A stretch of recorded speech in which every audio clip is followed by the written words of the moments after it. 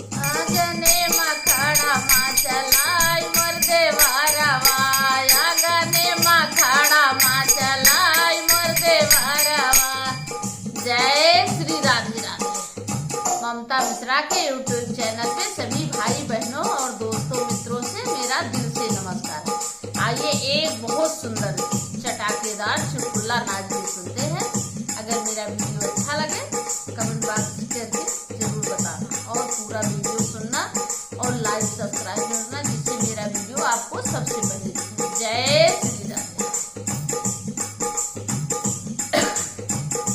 अरे आंगने में खड़ा माँ चलाई मोर देवरवा, आंगने में खड़ा माँ चलाई मोर देवरवा, आंगने में खड़ा माँ चलाई मोर देवरवा, आंगने में खड़ा माँ चलाई मोर देवरवा।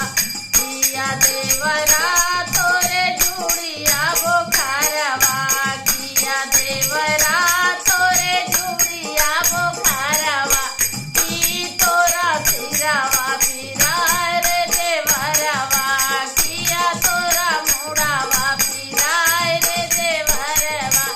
आंगने में खड़ा माँ चलाई रे देवरवा, आंगने में खड़ा माँ चलाई रे देवरवा।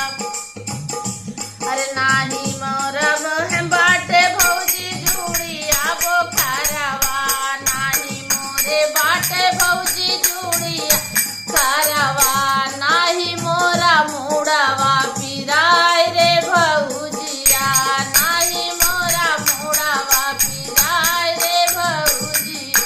तोहरे नाखो से भौजी दुई नावरागिया, तोहरे नाखो से भौजी दुई नावरागिया, एकठनी दे तू धार रे भौजिया, एकठिन दे तू धार रे भौजिया।